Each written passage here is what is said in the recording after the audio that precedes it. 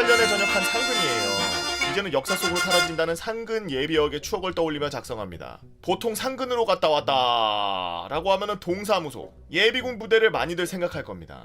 그러나 저는 정말 운의 끝자락에 걸쳐있는 사람들이 가는 곳, 일명 부대 상근이라는 곳이죠. 이곳은 현역 병사들과 같이 생활하며 동시에 위병소 경계 근무와 그리고 감시 장비 운용과 취사 지원, 급할 땐 행정 업무도 같이 수행하는 그런 이상한 자리죠. GOP 호랑이 마크를 가슴에 달고 생활한 대부분이 보기 힘들었을 저의 16년도 상근설, 이제 풀어볼까 합니다. 제가 사는 곳이 주변에 군대가 많은 지역이라 친구들의 거의 대부분은 상근으로 영장이 나옵니다. 왜? 왜 상근으로 나와?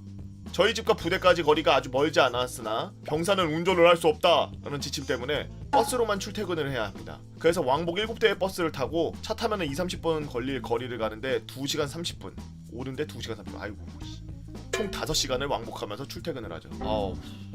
버스비는 월급값 따로 나오는데 이게 풀 환승을 때려도 한 달에 15에서 20만원이 나오죠. 당시 군인 월급 2등병 기준 15만원이었습니다. 새벽 5시에 집을 나와서 오후 7시 30분에 집에 도착하는 루틴이죠. 구역질 난다. 이거는 현역보다 더 빡센 거 아니야? 이거 2년 했다고? 상근이 이게 뭔 상근이야 이게. 보통 현역병사, 현역들은 상근들과 마찰이 심합니다. 물론 출퇴근에 대한 고역을 말해주면 아이고 야 그쪽도 되게 힘들겠구나 하고 서로 이해해줬죠. 저희 부대 특성상 외출 외박 주말 PX가 없습니다. 어이? 외출 외박 주말 PX가 없어? 부대가? 가끔 환갑마차가 들어오면 축제 분위기죠. 아직도 스마트폰을 사용할 수 없는 시대입니다. 그 와중에 출퇴근할 때 자유롭게 스마트폰을 사용하고 자유롭게 외부의 편의시설을 사용하는 유사 공무원 같은 존재들을 안익게 보는 시선은 당연하죠. 그 갇혀있는 공간에서 스트레스가 어마어마할 테니까요. 그러나 서로 상근이 유일한 외부와의 연결고리인 것을 현역과 간부들도 알기에 필요 없는 마찰을 일으키지 않으려고 합니다. 상근들도 현역분들도 예의 있게 행동하라고 선임들이 강하게 교육하며 같이 사례부대 끼며 살아야 하기 때문에 친하게 지내려고 노력하고 그랬죠. 지금부터 GOP에서 상근으로 살아남기 이야기 시작하겠습니다. 실크로드를 횡단하는 상근들. PX가 없는 부대는 황금마차라는 게 옵니다. 그 주기는 매우 일정하고 디테일하게 짜여있는데 간혹 가다가 예상외의 사건이 터지곤 하죠. 문비 취소, 1초소, 2초소, 3초소 돌다가 물건이 다 떨어지면 다음 초소 안 방문. 황금마차 기사분이 퇴근 시간이 가까워지면 안 옴. 부대 위치가 동떨어져 있으면 귀찮아서 안 옴. 까먹고 안 옴. 이 중에 하나라도 해당하면 부대는 비상이 걸립니다.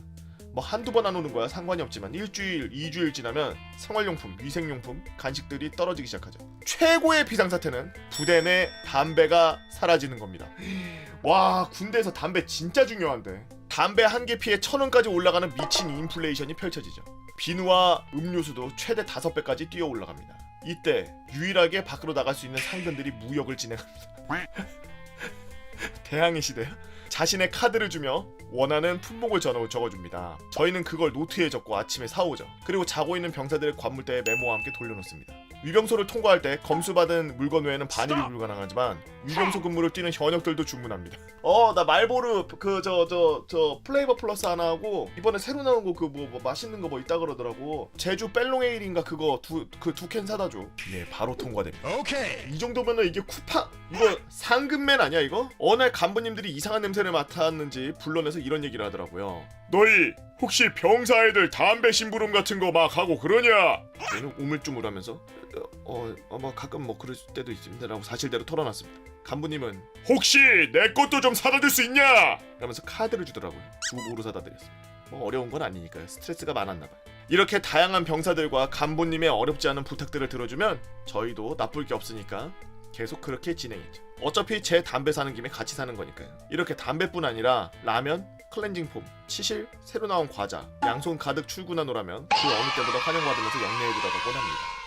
여긴 온갖 희귀한 물건이 있는 상근 생활관이라네. 지금도 그런지는 모르겠지만 당시에는 한 달에 한 번 병사들에게 보급품이 나왔죠. 보통 라면, 과자, 간식. 저희는 부식이라고 불렀습니다. 근데 상근과 현역은 부식의 품목이 다릅니다. 아, 달라? 현역의 경우 꽃갈콘, 왕뚜껑 등 변하지 않는 품목인 반면 상근은 부식이 신상라면, 새로운 과자, 지코 등 PX에서도 구할 수 없는 물건들이 들어오곤 했죠. 저희는 밖에서도 늘 구할 수 있는 물건이지만 현역분들은 먹고 싶어도 구하기 힘든 어려운 물건들이 대부분입니다. 제 선임은 야 웬만하면 나눠주고 그래.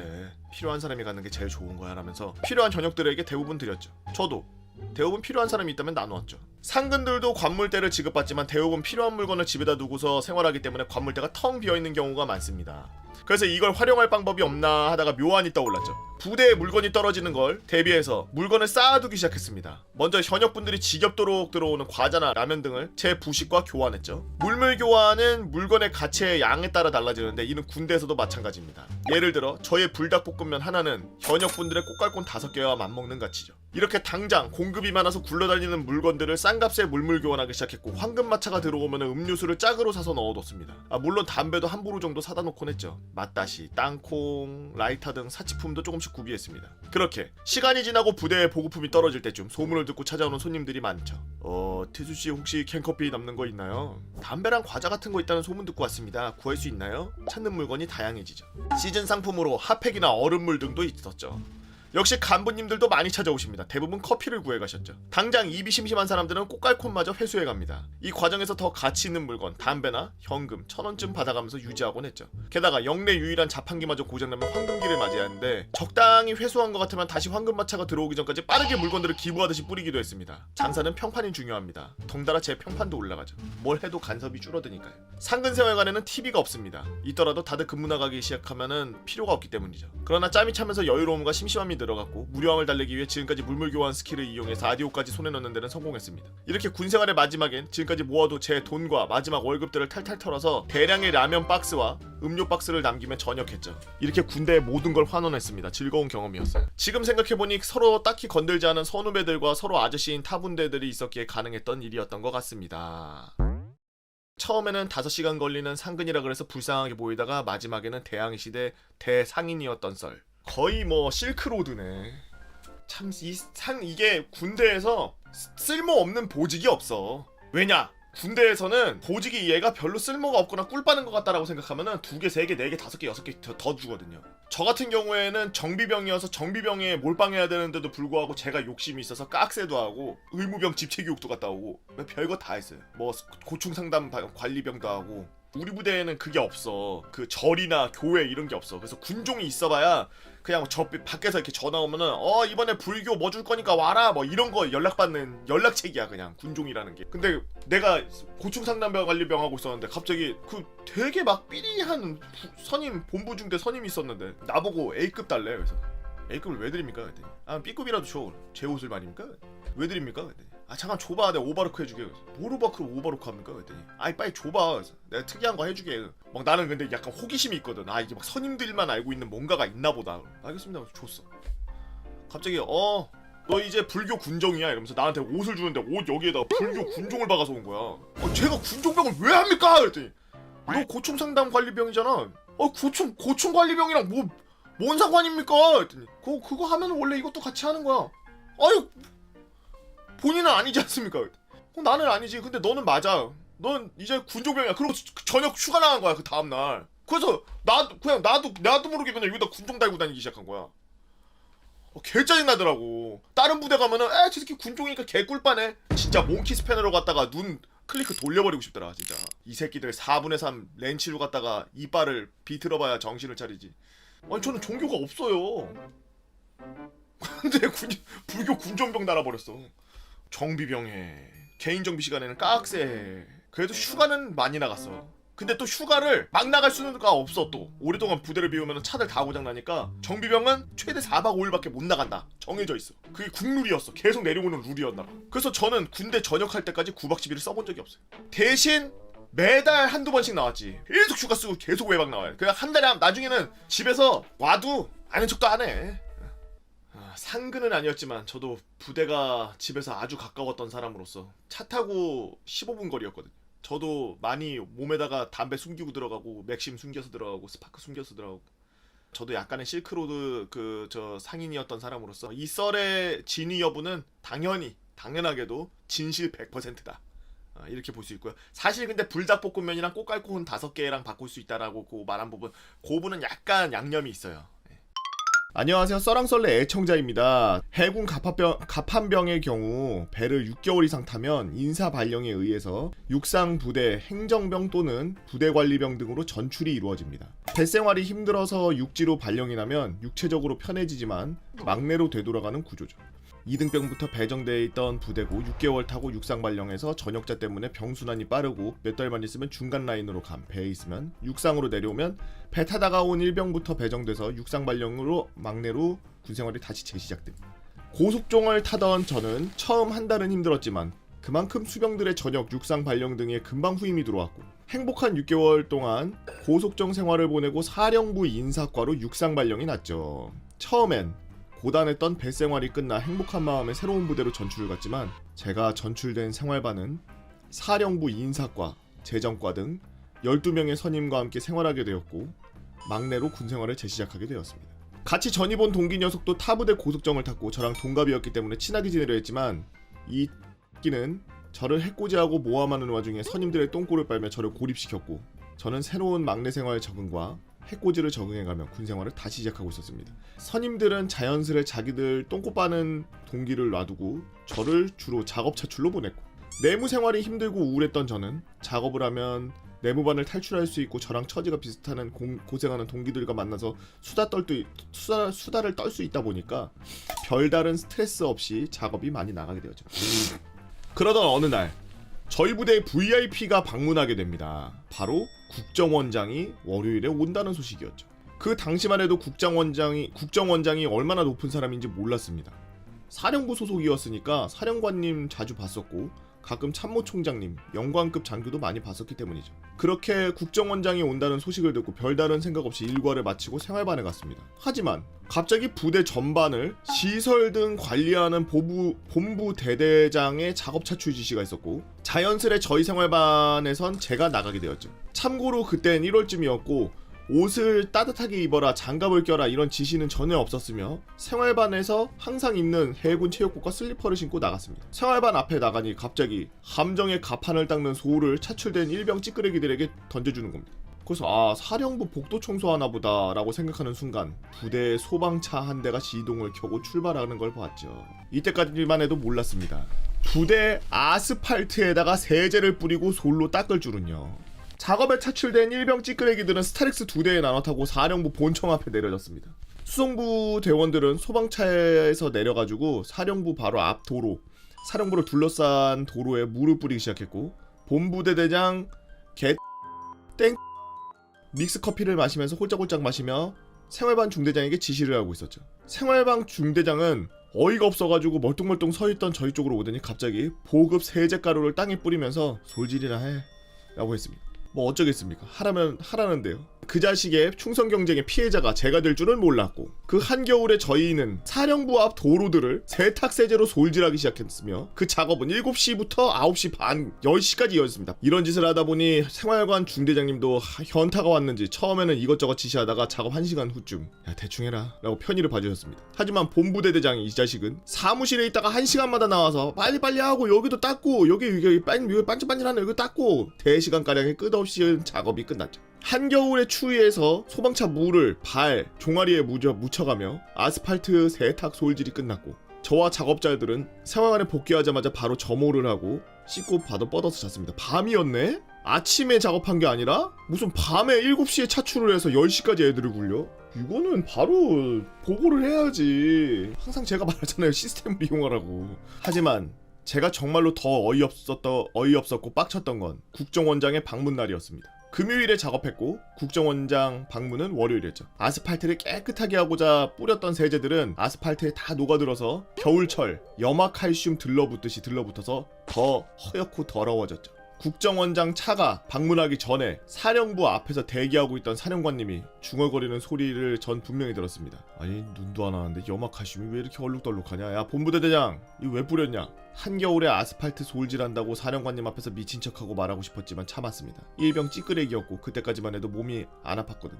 이렇게 한바탕 어이없던 본부대 대장의 개 헛짓거리를 안 하느니만 못한 더러움으로 사령부에 안겨주었고 저는 그날 이후 몸이 슬슬 아프더니 심각한 두통과 몸살을 10일가량 겪고 당연히 아스팔트에 세제질을 해서 감기인 줄 알고 참고 지냈습니다. 그때 신병들이 들어오는 기간이라 인사과 수병들이 매우 바쁜 시기여서 참고 일했죠.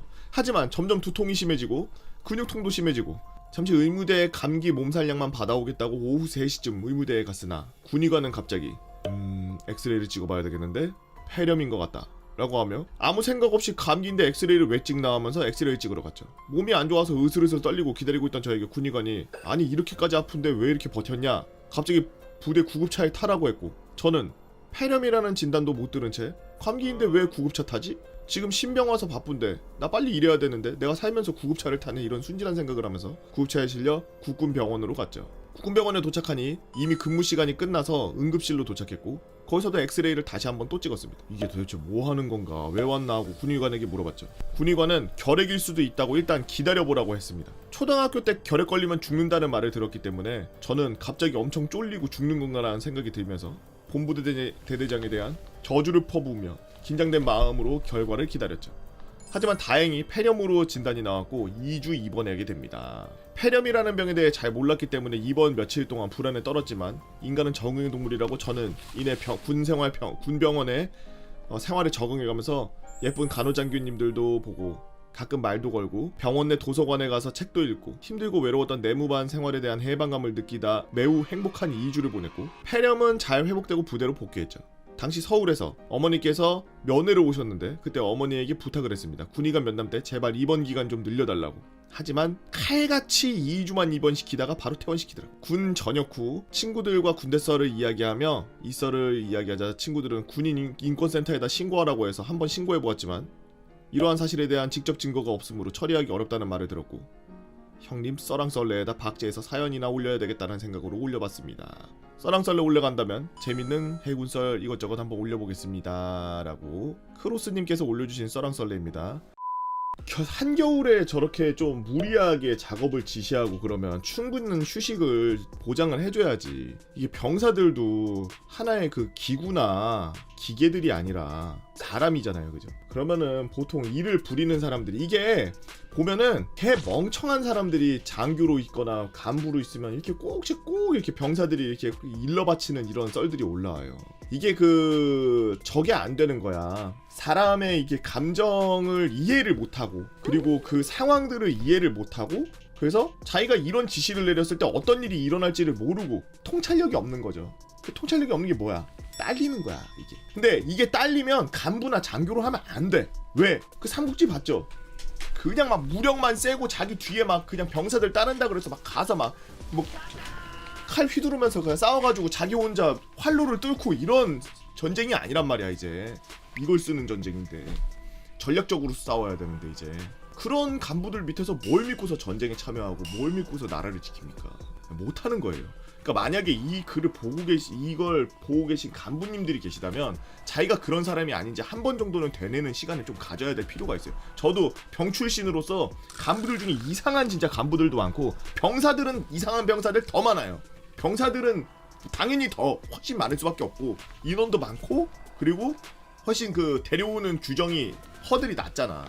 장교들은 막 자기네들이 공부도 해야 되고 뭐 아니면 간부들 막 다 공부해야 되고 저 막 체력 검정도 봐야 되고 그러니까 어느 정도 선까지는 검증이 돼 있는 사람들인데 근데 그 사람들 중에서도 대구박에 감정적 이 요소들이 결여돼 있거나 아니면 통찰력이 나가리 돼 있어가지고 미래를 바라보지 못하고 병사들을 그냥 사지로 몰아넣는 이런 사람들 진짜 개 많아요. 반성하세요 진짜.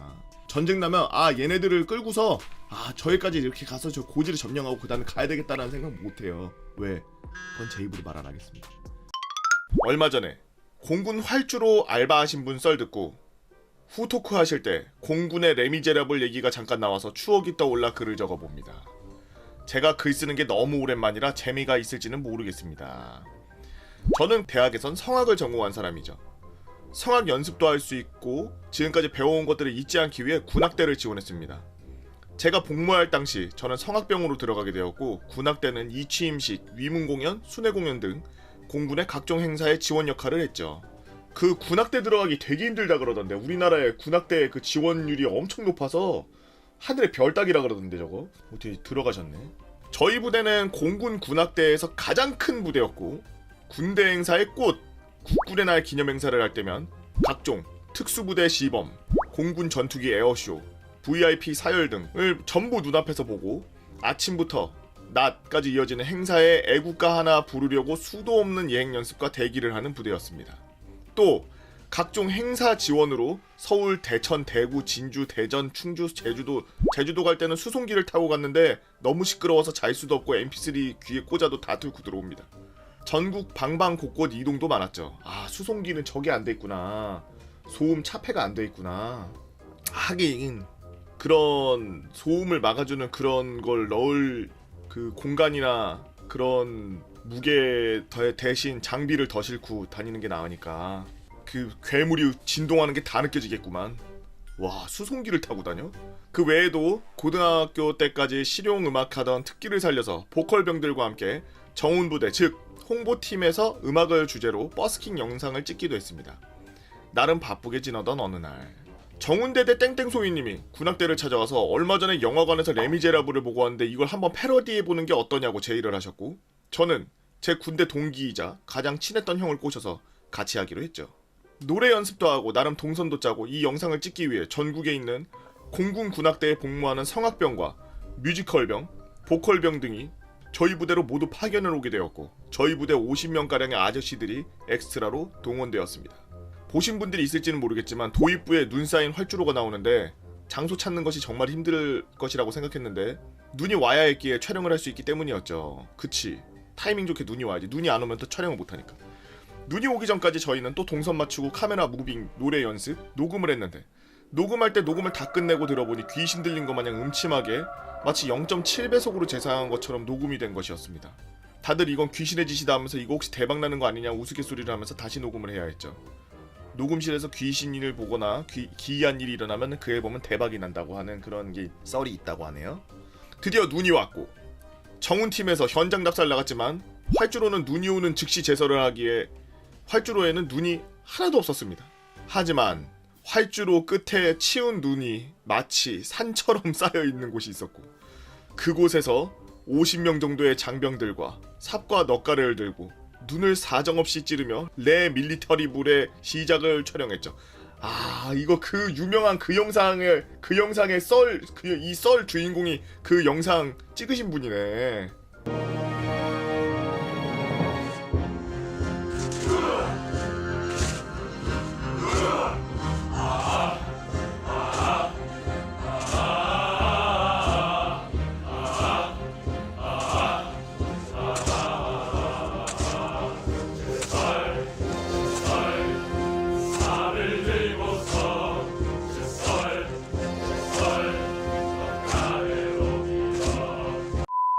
그 장면 촬영 때 지미집까지 동원되었으며 군대 블랙버스터라는 말까지 들었습니다. 나중에 들어보니 제작비 100만원이었고 저 장면 촬영 중간에 먹은 간식값과 지미집 빌린 돈이라고 들었습니다. 어찌저찌 해서 촬영이 끝났고 2013년도 추웠던 2월 새벽 영상이 올라갔고 당일 그 영상은 네이버 검색어 순위에 오르며 아침 일찍 외부 행사를 가했던 저와 제 동기 형은 간부님이 이것 좀 보라며 핸드폰으로 영상을 보여줬는데 조회수가 17만을 기록 중이었으며 유튜브 메일에도 걸려있는 걸 보고 어안이 벙벙해졌습니다. 그야말로 대박이 났죠. 그 이후로 4월 이 저녁이었던 저는 이제 말년이라 좀 쉬나 했는데 각종 방송 뉴스 인터뷰와 행사에 불러다니며 말년에도 행사를 그것도 아주 많이 뛰는 모범 병사가 되었습니다. 심지어 행사하고 복귀하는 기차 안에서 행사장 앞에 있는 편의점에서 저를 알아보기까지 했으니 그 영상의 파급력은 어마어마했죠. 그래서 내심 포상휴가를 기대하고 있었는데 참모총장님 감사패를 받는 걸로 만족해야 했습니다. 여기에 기획하고 참여했던 장교분들은 표창과 고속승진을 했다는 소문이 있습니다. 확실치를 않은. 그 와중에 영화 레미제라블의 러셀 크로우가 저희 영상을 리트윗하며 BBC, 알자지라 뉴스 등 전세계 토픽거리가 되었고 전역할 당시 400만 지금은 그닥 높아 보이진 않지만 2013년에는 꽤나 높은 조회수였습니다. 지금은 조회수가 620만짜리 영상이 되었네요.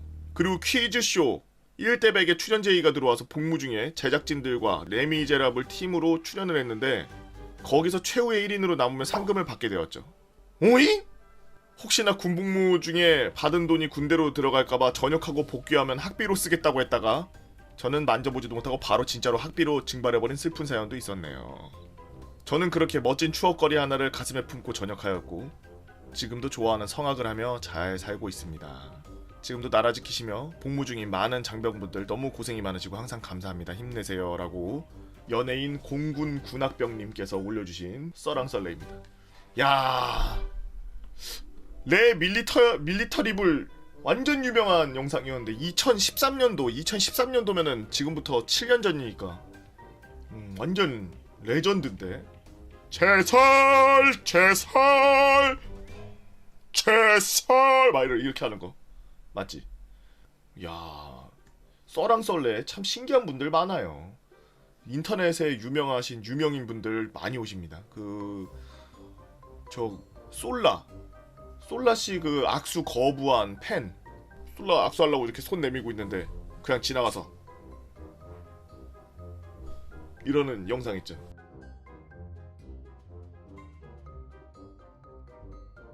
그것도 여기 계시네. 저기 스키테일러님이라고. 그것도 저분이 씹고 지나간 거고. 응? 인터넷에 짤로 유명하잖아요 그거. 심지어 여기 있네. 생방송에 내 밀리터리볼 찍으신 그 주인공 분도 계시고. 야, 1대100까지 참가해서 거기서까지 참 군대에 가서 소중한 추억 많이 만드셨네 진짜. 이건 뭐 평생 가져갈 수 있는 그런 추억이죠. 근데 어떻게 또 썰랑썰레를 또 보고 계셔가지고 또 썰랑썰레에다 이렇게 직접 글까지 남겨주시고 고맙습니다. 덕분에 그 영상이 100만원짜리 영상이었다는 걸, 제작비 100만원 드는 영상이었다는 걸 알 수 있었네요. 참 어떻게 보면 한편으로 마음이 좀 쓰네요.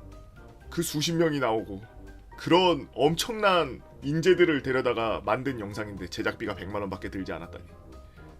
군대니까 가능하죠. 그 사회에서 만약 찍으려고 했으면 수천만원 들어갈, 그 사람들 그 알바비만 줘도 수천만원씩 들어갈 그런 영상이에요. 한편으로는 되게 신기하면서 진짜 재밌었던 기억이 다시 떠오르고 그래가지고 정말 고마운데, 한편으로는 돈 얘기 나오니까 약간 그런 썰이었네요. 군악대 썰들을 제가 몇 번 봤는데 군악대 지원해서 직접 가셨다는 분은 많지 않았거든요. 군악대를 지원했는데 뭐 떨어졌습니다. 군악대를 지원했는데 뭐 어디 가려고 했었는데 못 갔습니다. 이런 분들은 엄청 많이 봤는데, 제가 보기에는 군대에서 막 제작된 영상으로 이렇게까지 파급력이 강했던 영상은 아마 없었던 것 같아요. 뭐 밀리터리용 영상이었던 뭐 무슨 뭐 7군단 탱크 사열이나 뭐 이런 거 제외하면, 그런 진짜 주력 무기들 보여주는 뭐 그런 영상 제외하고 그냥 병사들끼리 이렇게 연출하고 이래가지고, 장교하고 병사들끼리 이렇게 담합해서 연출해가지고 사회에 있는 사람들의 공감까지도 얻는 이런 영상은 제가 지금까지 인터넷 그 네티즌으로서 인터넷 생활을 많이 했는데 한 번도 본 적 없어요. 이게 처음이지 않나.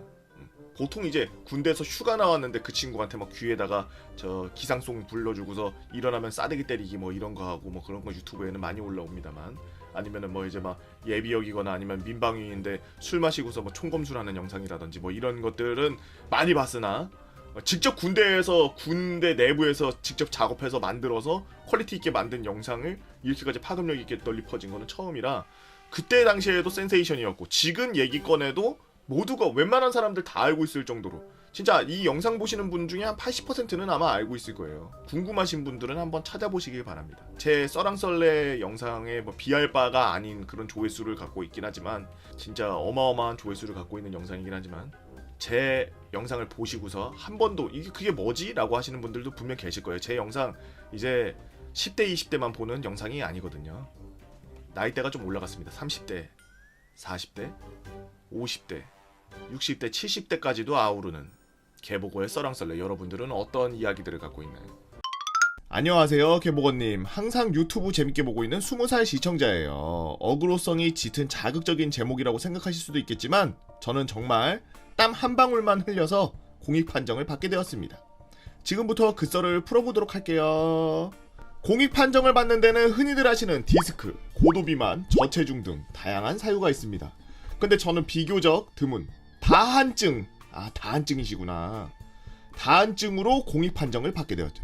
다한증이란 체온을 조절하는데 필요 이상으로 열이나 감정적인 자극에 반응하며 비정상적으로 많은 땀을 흘리는 질환으로, 저는 손, 발, 겨드랑이에서 땀이 엄청 많이 납니다.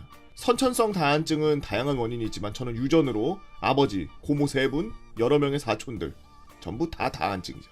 다한증으로 공익 판정을 받으려면 우선 손이 다한증이어야 합니다. 겨드랑이 발바닥에 다한증이 아무리 심해도 소용이 없죠. 신체 검사를 신청할 때 손에 다한증이 있다 라고 체크를 하고, 신체 검사 당일 의사소견서를 들고 가면 피부과 군의관님께 가게 됩니다.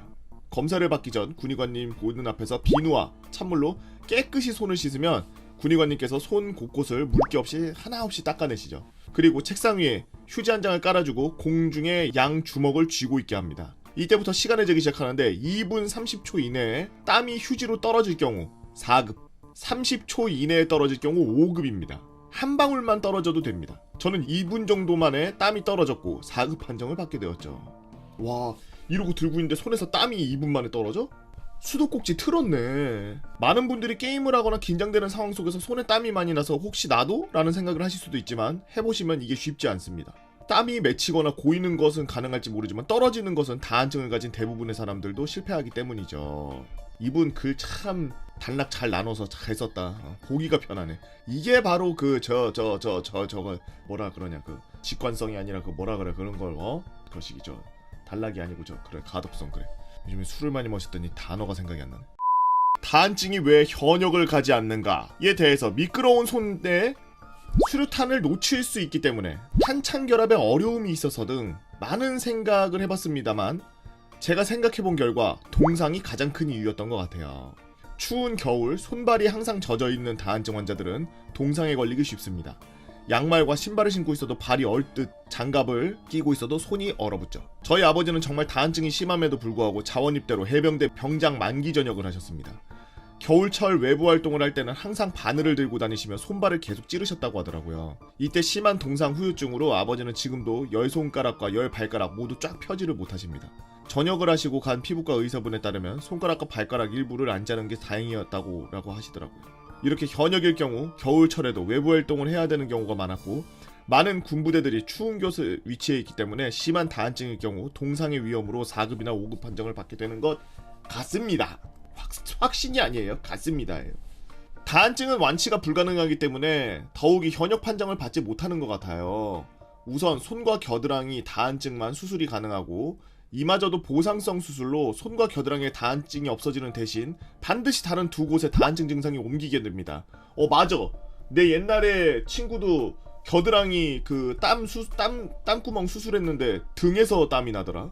견갑골 있는 데서 땀이 나던데? 겨드랑이에서 땀이 안 나고? 저희 아버지는 손을 수술하셨는데 이마로 다한증이 옮겨왔고 이로 인해 평소에도 이마에 땀이 많이 나시지만 맵거나 뜨거운 음식을 드시면 땀이 음식으로 떨어질 정도로 나시죠. 그래서 집에서 이러한 음식을 드실 때는 머리에 두건을 두르고 밖에서 식사하실 때는 최대한 이런 메뉴를 피하십니다. 아버지의 경우에는 운이 좋으셔서 수술 후 10년째 손에서 땀이 나지 않지만 다른 수술 사례들을 보면 1년 정도 지나서 다시 수술 부위에서 땀이 나는 경우도 있고 다한증이 불편함을 아시는 아버지의 권유로 어렸을 때부터 한약도 먹어보고 다양한 치료를 받아봤지만 전혀 나아지지 않았죠. 이렇듯 다한증은 불치병에 가깝습니다. 다한증은 평소에도 정말 불편한 점이 많은데요. 첫 번째, 시험. 학창시절 시험 칠 때 가장 큰 고통이었습니다. 시험지 다 찢어지나? 시험이 끝나면 항상 제 겨드랑이는 흥건하게 젖어 있었고 책상은 손에 땀이 가득했으며 답안지를 교체하는 일도 잦았고 흠뻑 젖은 시험지를 보신 감독님께서 시험 도중에 항상 이게 뭐냐고 물으셨죠. 땀 때문에 위에 정답이 모두 번져버려 정말 안찔한 상황도 있었고 감독 선생님의 양해로 시험이 종료됐음에도 불구하고 새로운 답안지를 작성하는 걸 허용해 주시기도 했습니다. 이후 보건실에서 혼자 시험을 치고 감독 선생님께서 대신 답안지를 작성해 주시는 날도 있었죠. 이런 저를 보고 어렸을 때부터 부모님은 수능은 어쩔 거냐고 걱정하셨는데 고3이 된 저는 면접 중심으로 원서를 내서 수능 비용을 적었고 수능날에 신기하게도 땀이 안 났습니다. 뭐야? 사실 조절 가능한 거 아닐까? 두 번째, 휴대폰하고 키보드. 어느 날 아무 이유도 없이 휴대폰이 작동하지 않아 서비스센터에 방문했는데 수리기사님이 바닷물에 빠뜨리셨네요 라는 겁니다. 아니 대구에 살고 있고 저는 바다를 못 본 지 몇 년이 됐는데 어이가 없어서 그럴 리가 없는데요. 바다 한 번도 안 갔는데요. 뭔가 기기 결함 아닙니까? 라고 물었습니다. 그래서 수리기사님이 아니 이 하얀 가루들 좀 보세요. 소금이 이렇게 많은 걸 보니 잠깐 빠뜨린 게 아닌데 푹 담궈가지고 절구었는데요 라는 수리기사님의 말씀에 그제서야 알아채고 저는 제 손을 보여드렸죠. 기사님은 엄청 놀라시며 아니 이러면 대부분 부품이 침수되어 수리 비용이 많이 드는데 휴대폰을 그냥 바꾸시죠 라고 권유했습니다. 왜 놀란 거야 그러면? 이렇게 바꾼 휴대폰이 2대입니다. S8 플러스를 쓸 당시 액정 수리를 할 겸 기사님에게 내부 부품을 확인을 지켜드렸는데 1년 정도 썼음에도 아무 이상이 없는 것을 보아 요즘 휴대폰 방진 방수 기능이 뛰어나 예전과 같은 일이 거의 없는 것 같아요. 긴장과 초조함으로 가득한 게임을 하는 키보드일 경우 더욱 심각합니다. PC방에서 게임을 하고 있는데 갑자기 키보드가 먹통이에요. 저는 급히 사장님을 불렀고 키보드를 교체했습니다. 옆에 있는 키보드를 보시던 사장님이 아유 니는 음료수를 안 시킨 걸로 봐서는 앞에 사람이 키보드에 음료수를 쏟았나 보네 라면서 CCTV로 범인을 색출해낼 것이라고 말했습니다. 별 대수롭지 않게 넘기고 저는 게임을 계속하며 며칠 뒤 제 키보드가 또 먹통이 된 겁니다. 또 키보드 교체 요청을 했고 그때도 사장님이 똑같은 반응하셨죠. 아이고 니는 음료수를 안 시키는 걸로 봐서는 앞사람이 키보드에 음료수를 쏟았나 보네 하면서 저 사투리 못합니다. 네, 미안해요. 쏘리.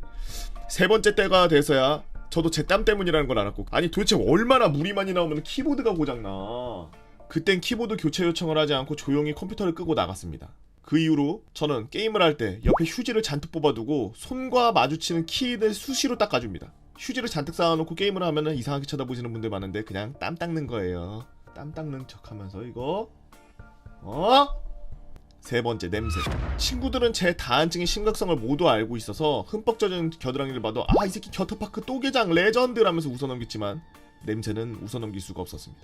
겨드랑이에는 항상 한여름 축구를 하고 난 교실 냄새가 났죠. 냄새를 계속 맡다 보니 코가 적응을 해서 못 맡는다고 하지만 저는 20년째 제 겨드랑이 냄새에 적응을 못합니다.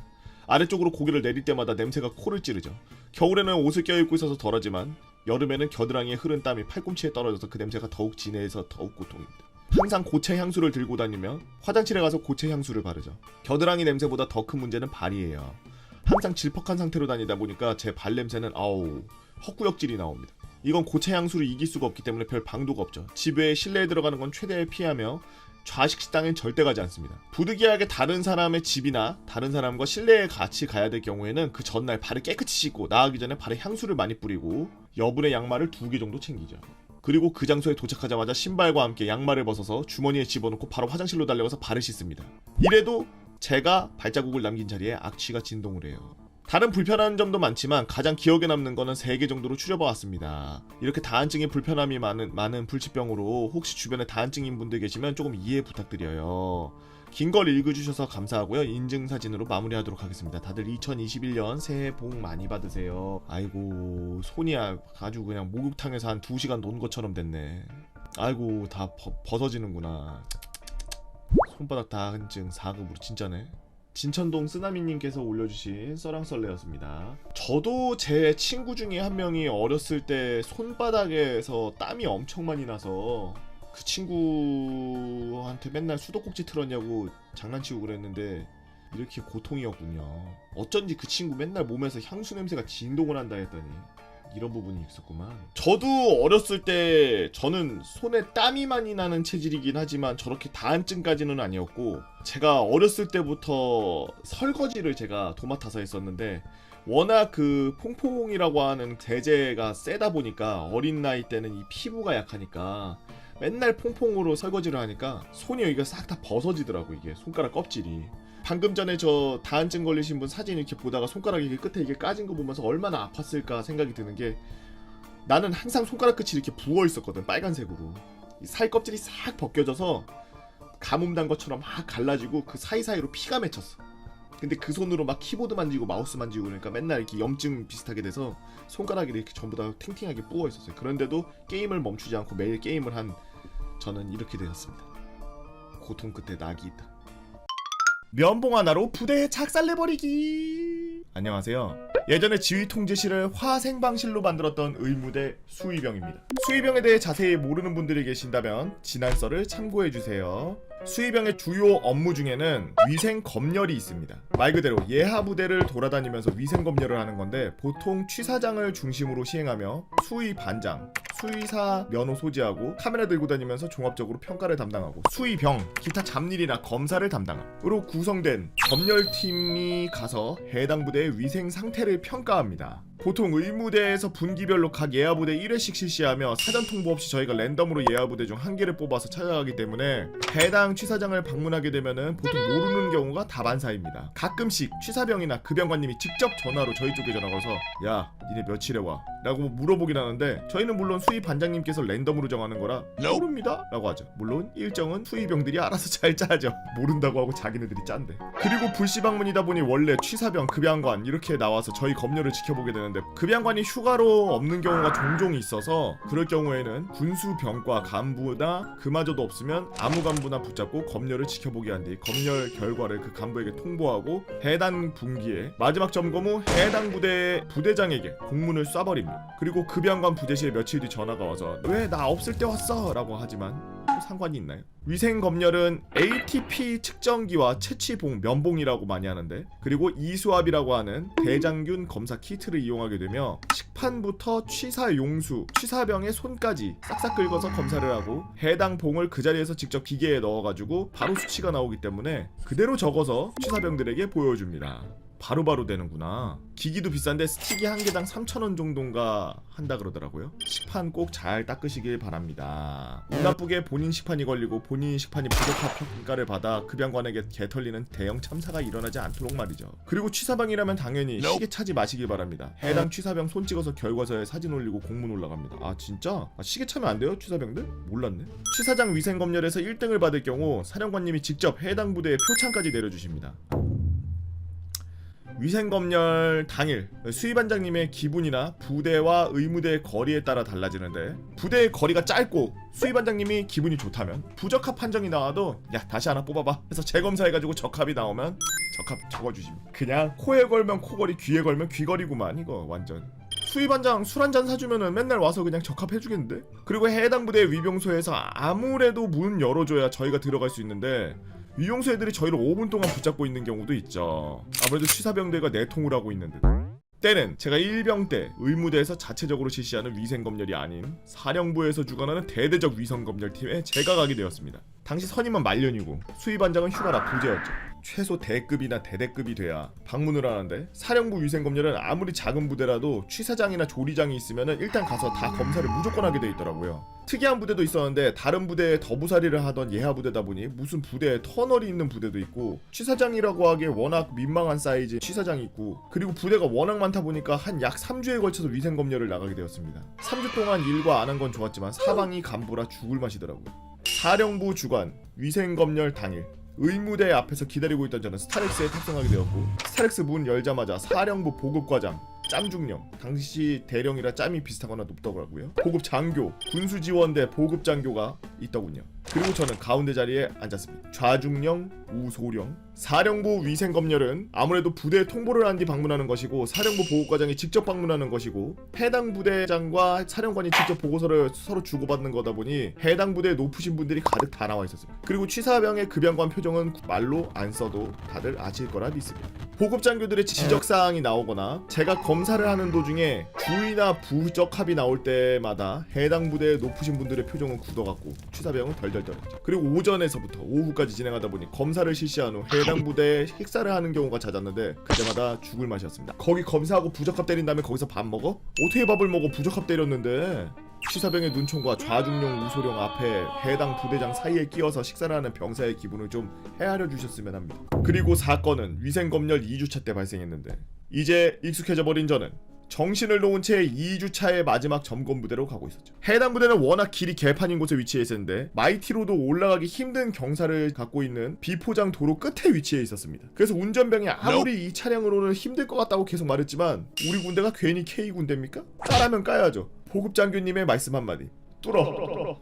짬중령의 내공에 감탄한 저는 도착한 후 차에서 내리고 취사장으로 걸어갔습니다. 해당 부대에 도착을 하니 뭔가 이상한 기운이 있습니다. 취사병들이 쟤네는 뭐지? 라는 표정을 보고 있었고, 부대장관은 꽤 당황한 표정이었죠. 대대급 부대는 아니었고 중대급이었습니다. 그래도 일단 검열이 나왔으니 진행을 해야 되겠죠? 저는 식판부터 시작해서 도마, 모든 취사 도구를 가져와 달라고 하고 여기서 문제가 발생합니다. 바로 소체류 도마, 노란색. 취사병 출신 예비군들은 아마 기억하실 겁니다. 도마의 색상에 따라 용도가 다른데 빨간색은 육류, 파란색은 어류, 노란색은 채소인데 이 채소 도마에서 약 10만이라는 경이로운 수치가 뿜어져 나온 겁니다. 적합이 200 이하, 부적합이 500 이하였는데 도마에서 대장균이 10만 나왔대. 처음에는 기계 오류인가 싶어서 다시 재검사를 해봤습니다. 이번에는 8만 정도 나오더군요. 이 수치를 적을까 말까 하다가 앞에 취사병 표정을 보니 영혼이 떠나가기 직전이었습니다. 그래도 검열은 검열. 일단 옆에 계신 보급장교님께 말씀드렸습니다. 보급장교도 뭔가 심각성을 내고 취사병에게 야 다시 씻어와봐 라고 하셨고, 다시 씻어온 도마를 검사를 진행했는데 수치는 떨어질 기미를 안 보이고 오히려 더 높게 나오더라고요. 보급장교는 크게 한숨을 쉬고 일단 쓰라고 하셔서 결과서의 수치를 10만, 8만 이렇게 그대로 적은 뒤 옆에 부적합이라고 빨간색 펜으로 썼습니다. 그리고 결과를 종합해서 해당 부대 현장에서 직접 말씀을 드리니 아무 말씀 없더라고요. 그리고 해당 부대 급양관님께서는 보급장교님에게 변명 아닌 변명을 하고 있었습니다. 일단 급양관, 수치는 우리 쪽에서 일단 알아서 할 테니까 다음에 봅시다 하고 저희는 부대를 떠났죠. 그리고 차에 타자마자 극대노 하시면서 야! 우리 예하 부대에 이런 부대가 있다고? 식중독이 안 터진 게 기적이야 기적! 야 수희병 너 수치 있는 그대로 빠짐없이 다 적어. 이건 내가 참모장님께 내가 직접 올린다 라고 하셨고 저는 벌벌 떨면서 부대로 복귀하시죠. 그리고 3주차 월요일 역시 위생검열을 위해 스타렉스에 탔던 저는 다시 그 부대로 갔습니다. 해당 대대장님께서 직접 나오셔 다시 재검사를 지켜보셨죠. 검사를 하면서 힐끔 받지만 취사병 분명 많았는데 좀 적어졌습니다. 다 깜빵 같구나. 얘기를 물어보니 이대로 가다가는 3스타나 1스타의 직통으로 털릴 걸 예상한 해당 대대장이 직접 보급과장한테 다이렉트로 전화를 걸어서 재검사를 요청하는 전화를 계속 걸었고 보급과장은 마음이 약해졌는지 다시 와서 재검사를 실시해줬고 물론 부적합은 적합으로 바꿀 수 없었고 수치만 좀 낮추어서 적어서 보고했습니다.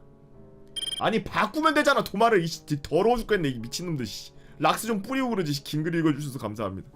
이 시간에도 고생하는 취사병 여러분 화이팅. 야 이씨 때가 오는 때인데 이거 음식을 이렇게 더럽게 만들고 말이야. 이거 부대 물이 문제라고?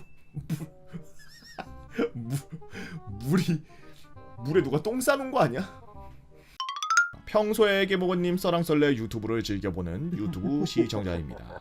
제가 겪었던 그리고 겪고 있는 이야기를 들려드리고자 해요. 때는 2020년 10월 말 제가 어느 한 비행단에서 군사경찰 헌병 군견소대에서 평화롭게 헌병에 올 거면은 왜 공군으로 온 걸까라는 생각을 하면서 군생활을 하던 중에 시작되었습니다. 그러게 헌병 갈 거면 왜 공군을 갔을까? 평화로운 군생활을 보내던 중 코로나로 인한 밀린 휴가를 해결하기 위해서 최소 인원만 남기고 휴가를 내보내던 중 갑작스럽게 생긴 파견으로 근무 인원이 부족해서 저희 소대는 한 근무당 5시간 30분씩 근무를 하는 맞조를 하고 있었죠.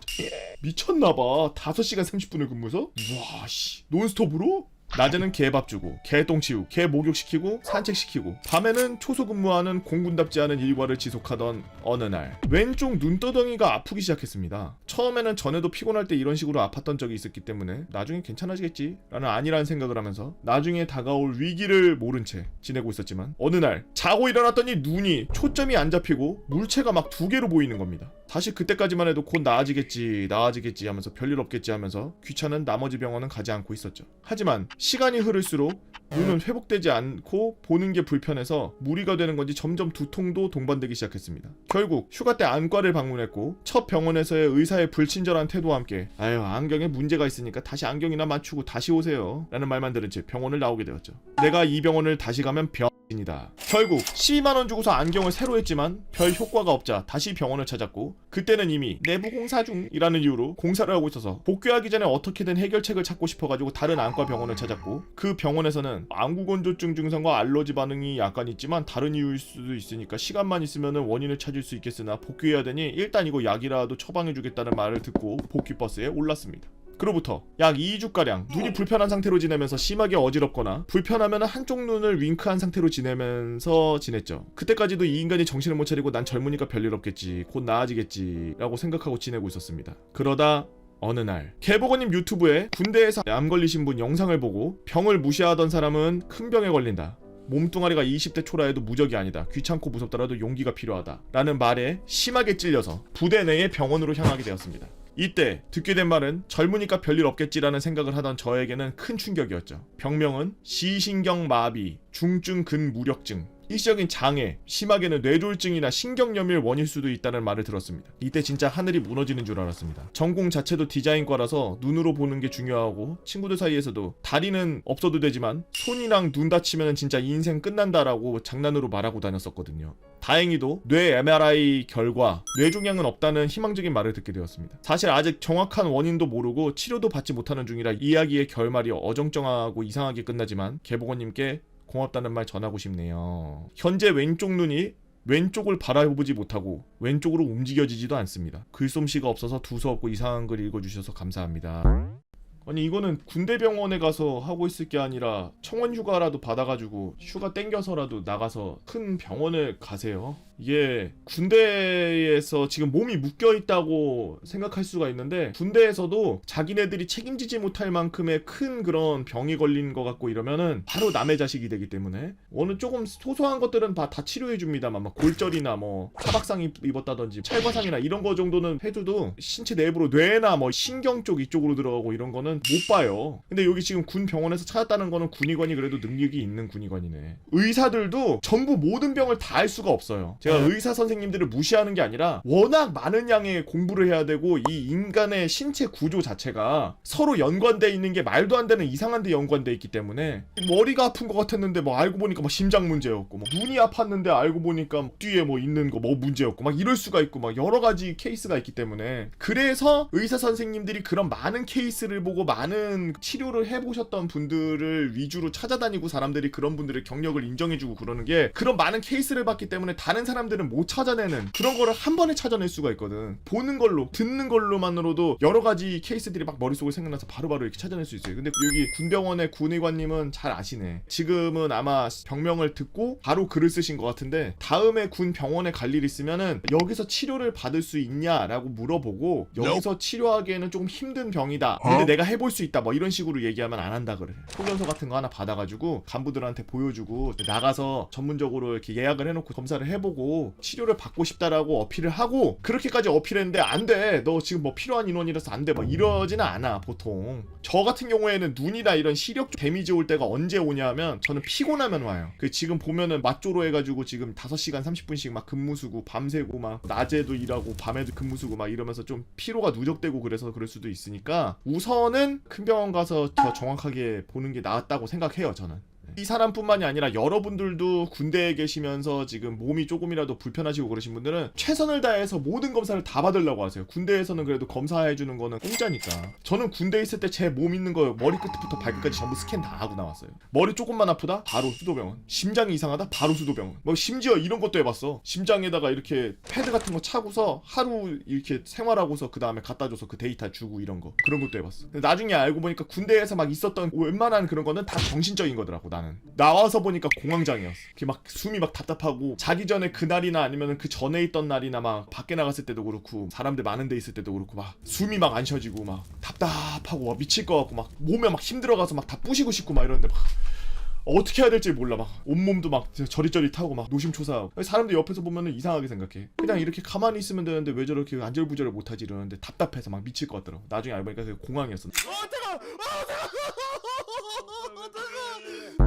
군대에서 아픈 것도 짜증나고 억울하는데 치료는 무조건 휴가가 좀 아깝더라도 내 몸에 진짜로 이상이 생겼으면 휴가 나와서 검사받는 게 맞아요. 옛날 같지 않고 옛날에는 뭐 20대다 뭐 그러면은 뭐 조금 아파도 괜찮아 금방 나아 뭐 이러고 그랬지만 아까도 말씀드린 것처럼 다른 데서 요즘에는 워낙 사회적으로 화학 물질이나 이런 것들을 많이 쓰고 환경이 그렇게 많이 좀 안 좋은 상태이기 때문에 오염돼 있는 상태고 우리 먹는 것도 사실 집밥만 먹거나 막 그렇게 먹지 않고 좀 인스턴트 같은 것도 많이 먹고 뭐 인스턴트가 그렇다고 나쁜 거는 아닙니다만 몸이 좀 밸런스에 안 맞게 그렇게 뭔가를 계속 집어넣고 이러고 있는 상황이기 때문에 젊은 날에도 병 많이들 걸려요. 저 군대에 있을 때만 해도 병 걸려서 전역하려고 그러는 사람들 많이 봤어요. 여튼 빨리 병이 나으셨으면 좋겠고 저랑 근데 되게 비슷하네요. 저도 이 눈 오른쪽 위에 여기가 맨날 이렇게 아파가지고 안과 갔더니 눈 위에 알러지 반응하고 약간의 안구 건조증이 있고 눈썹 있는데 그 위쪽에 눈두덩이 있는데 염증이 생겨서 그런 것 같다. 지금 충혈돼 있으니까 우선 약을 먹어보자 그래서 약 먹고 항생제 먹고 그러고 좀 저는 나아진 편이거든요. 저는 실제로 눈 안구 염이었던 것 같고 지금 왼쪽을 바라보지도 못하고 눈알이 왼쪽으로 움직이지도 않는다는 건 참 무서운 얘기예요. 저도 19살 때 신경이 이상해져서 구안화사라고 하는 얼굴 한쪽 안면 마비 왔었거든요. 이렇게 얼굴 반으로 나눠서 한쪽이 안 움직여요. 옛날 어르신들 말로 차가운 데서 자면은 입 돌아가 그러시잖아. 그게 이제 구안화사예요. 그때 당시에 스트레스를 좀 많이 받아가지고 얼굴 반쪽이 이렇게가 안 움직였어요. 그래서 막 짜장면 먹으면은 이쪽으로는 씹고인데 이쪽으로는 짜장면 씹은 게 이렇게 나오고 물 마시면은 일로 물이 나오고 이빨 닦고서 하는데 우우우 하는데 물 계속 그러면서 막 나오고 세수하는데 이쪽 눈은 꽉 감고 세수하는데 이쪽 눈은 눈 떠져가지고 눈알이랑 같이 비누질하고 그렇게 한 보름 지냈지. 형들한테도 선배들한테도 맞을 뻔하고 그랬어요. 너 왜 이렇게 재수없게 웃냐고 이러고 웃고 있으니까. 아 진짜요? 와 형 진짜 장난 아니네요. 너 씨 일로 와봐. 네? 재수없게 웃냐? 맞을래? 이러면서 좀 싸대기 때리려고. 아 형 잠깐만요. 형 저 이거 보세요. 코 이렇게 벌렁거려. 이렇게 하는데 여기는 안 움직이고 여기만 움직이는 거. 형 한쪽만 코 벌렁거려 보세요. 뭐래? 맞을래? 형 저 병 걸려서 그래요. 어? 무슨 병? 코 벌렁거려 보라고요 형.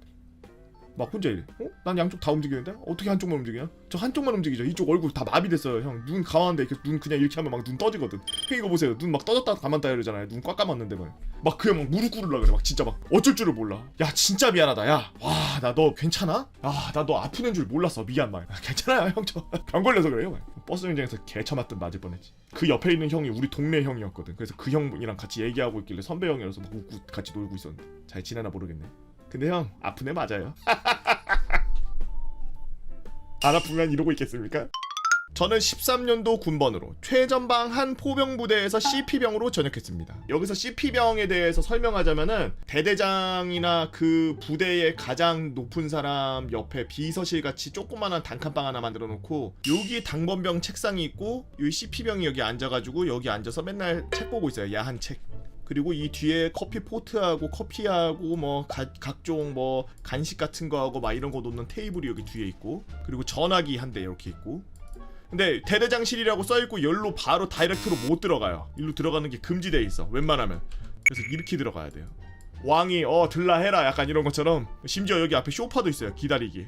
여기서 일하는 이 병사 보고 CP병이라 그래요. CP병. 저 한글로는 당번병, 커피 타고 프림 넣고 그래서 커피 프림 혹은 캡틴 파워. 때는 14년도 제가 상병을 달고 CP병으로 열심히 커피를 타고 또 열심히 커피를 타면서 20명분의 커피를 2분 내로 준비할 만큼 짬이 꽉 찬 시기였죠.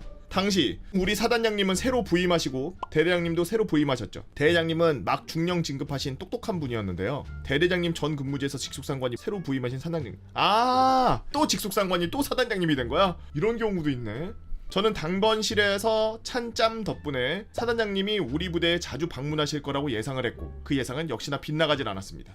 대장님이 취임하신 후 사단 본청에서 사단장님 공간과 우리 대대는 반대 방향인데도 불구하고 퇴근하다가 심심하면 커피 한잔하러 오셨고 다른 대대 훈련 시찰하시다가 본청 돌아가시는 길에 심심하면 오시고 그냥 오시고 하여튼 정말 자주자주 오셨습니다. 오시는 걸 예측할 수도 없었죠. 사단 비서실에서 전화해서 물어보면 저기 아저씨 죄송한데 사단장님 우리 대대 오늘 오신대요? 몰라요? 사단장님이 지난 연속 3주 내내 와 마구 오셨거든요. 뭐 힘내세요? 이런 식이었죠. 결국 위병조장으로 자주 들어가는 선우임에게 사단장님 오시면 지통실에 전화함과 동시에 당번실에도 전화해달라는 부탁을 했고 그 이후로 위병소에서 사단장님이 들어오셨다는 전화가 오면 대대 본청 빗자루지대와 걸레질 그리고 본청 유리문 열어놓는 것까지 1분 내로 끝낼 수 있을 경지에 다다랐고 얼마나 자주 왔으면 이래. 사단장 운전병과 전속 부관과는 너무 친해져서 이제는 같이 담배 피고 노가리를 자주 까는 그런 사이가 됐죠. 사건은 어느 평온한 오후 주임원사님과 커피에 쌀과자 먹으면서 살 빼라는 갈굼받으면서 헤헤거리고 있을 때 발생했습니다. 위병소에서 전화가 왔죠. 감사합니다. 당번실 상병 땡땡땡 사단 1호차 땡큐 뚝. 뭐야 임마 전화를 이렇게 건방지게 이 자식 이거. 주임원사의 말을 씹고 대대장실 문 노크도 안 하고 벌컥 열고 사장님들 오십니다. 오케이. 어이씨 뻘! 야! 나 내 방 가서 숨는다. 나 부르지 마라. 저는 빗자루를 들고 본청 현관으로 뛰어가서 빠르게 빗자루질을 하고 깨끗하게 보이게 걸레질도 하고 유리도 닦았죠. 멀리서 사단 1호차가 휙 하고 들어오더라고. 시간이 남은 저는 짱구를 굴려봤습니다. 사단 비서실에 전화를 했죠. 사단 비서실 병장 땡땡 아저씨! 사단장님 차 뭐 드려야 돼요? 거기 가셨어요? 어디 가셨나 했네. 유자차들이세요. 요즘 그거 꽂히셨으니까. 마침 휴가 때 당번실에서 제가 먹으려고 사온 유자청이 대기하고 있었죠. 유자청을 꺼내는 걸 보신 주임원사님은 야 당번실에 그런 것도 있었냐? 좋은 건 지 혼자 다 처먹고 나눠 먹어야지 이 새끼가 이거. 주임원사님 이거 꺼내놓으면 포반장들이 다 처먹어서 주임원사님한테도 피살될까봐 숨겨놓은 겁니다. 여튼 저는 숨겨둔 유자창으로 유자차를 만들어서 사단장님과 대대장님께 내어가죠. 향긋한 유자차 냄새를 맡으신 사단장님은 야 당번병 일로 와봐. 상병 김트수. 야 나 유자차 좋아하는 거 어떻게 알고 딱 내왔냐? 사단 비서실에 전화했습니다. 야 대대장 너 임마 당번병 잘 뒀다. 좋겠다. 감사합니다. 군복 가슴주머니에서 포상휴건째를 끊기는. 야 이거밖에 없네. 야 이거 너 해라. 충성 감사합니다. 고맙다. 그 부관한테 담배 좀 갖고 오라 그래라. 덜덜 떨리는 손으로 붙잡고 당번실로 들어온 저는 휴가증을 펴봤습니다. 4박 5일짜리 사단장 포상 휴가증이었죠. 귀에 걸리는 입꼬리를 잘 컨트롤하고 있다가 사단장님이 나가시는 소리를 들었습니다. 퇴근이 3시간 늦어졌지만 그래도 좋았죠. 본청 현관으로 대대장님은 사단장님과 나가시고 저는 환기를 위해 창문을 열러 대대장실로 들어갔습니다. 창문을 활짝활짝 열고 찻잔과 잿더리를 정리하는 도중 대대장님이 들어오셨죠. 야, 너 그거 갖다 놓고 들어와봐. 사장님한테 휴가 얼마 받았어? 혹시나 뺏으시려나 떨리는 가슴을 보여줬고 4박 5일 주셨습니다! 4박 5일 더 줄 테니까 너 훈련 끝나는 대로 임마 9박 10일짜리 너 갔다 와. 너 상병 휴가랑 휴가 쿠폰이랑 다 붙여가지고 밀린 휴가 다 갔다 와. 감사합니다 대대장님! 네, 저는 사단장님의 취향을 저격했다는 이유 하나만으로 휴가를 열흘이나 받게 되었죠. 게다가 저희 대대는 14일을 최대 출타일로 제한하고 있었는데 대대장님께서 20일을 넘게 다 나가도 된다고 하신 거예요. 아, 상병 정기 휴가랑 9박 10일이랑 합쳐가지고 21일 갔다 왔구나. 와, 대박이네. 그렇게 저는 훈련 후 휴가 21일을 나갈 꿈에 부풀어 있었습니다. 그 다음 주 일주일짜리 훈련을 잘 끝내고 포대장에게 휴가 신청을 하고 우여곡절 끝에 긴 스토리를 짧게 얘기하자면 저는 휴가를 썼고 포대장이 너무 오래 나간다고 잘랐는데 그 소식을 들은 대대장님이 포대장을 개털고 당번병이랑 1호차 운전병 휴가는 네가 절대 손대지 말라면서 포대장을 개털어버린, 그렇게 휴가를 나가게 되었죠. 이후로도 병장 때 군단 훈련 중 위장을 너무 과하게 잘해서 당번병은 훈련 중에 지휘 무전병이어서 그냥 설렁설렁해도 되는데 후임들이랑 플랭크 4개 하다가 져서 얼굴, 목, 어깨, 팔뚝, 손바닥까지 다 위장하고 등에는 999K 무전기 위에 덤불까지 업고 다녔습니다. 연대장은 놀라서 소리 지르고 연대장, 대대장 포상을 겹겹이 받았죠. 이건 다 못 써서 신병들한테 뿌리고 전역했습니다. 저희 대대가 시범훈련이라 훈련은 전부 다 뛰어서 휴가 엄청 진짜 많은 대대였는데 본부계원들 120일도 넘게 나가고 휴가 제일 많이 나갔던 선임은 135일. 구라 아니고 맛소금 진짜 안 쳤습니다. 저는 휴가를 110일 조금 넘게 나가고 전역을 했죠. 제 썰을 들어주셔서 감사하고 이 썰이 유튜브에 올라가게 된다면 다음 썰들로는 부대 상사 원사 진급하고 기분 좋아서 술 처먹다가 중이란 싸운 썰, 부대 개패급 선우님들이 남긴 유물, 부대 개패급 후임이 마음의 편지로 찌르다가 역관광당해서 그린캠프 가서 현역 복무 부적합당하고 그대로 전역한 썰, 부대 개패급 간부 성군기 위반으로 잘릴 뻔한 썰. 뭐가 잘려요? 고추? 무고죄는 반전. 이 썰들을 차례로 올리겠습니다. 좋아요는 이 글이 유튜브에 올라가는데 큰 힘이 됩니다. 감사합니다. 라고 부대차례님께서 올려주신 썰랑썰레였습니다. 재밌는 걸 잘 봤습니다. 아주 DLC들이 빵빵하네요. 이 글이 올라간 지 벌써 한 3달 됐습니다. 여러분들이 그 이전에 썰랑썰레 글 올렸는데 아직 채택이 안 됐다고 너무 마음 상해하지 마세요. 이렇게 저는 3달 전, 6달 전, 1년 전 거 다 뒤집어 까서 비트코인 코인 캐듯이 전부 유튜브로 올립니다.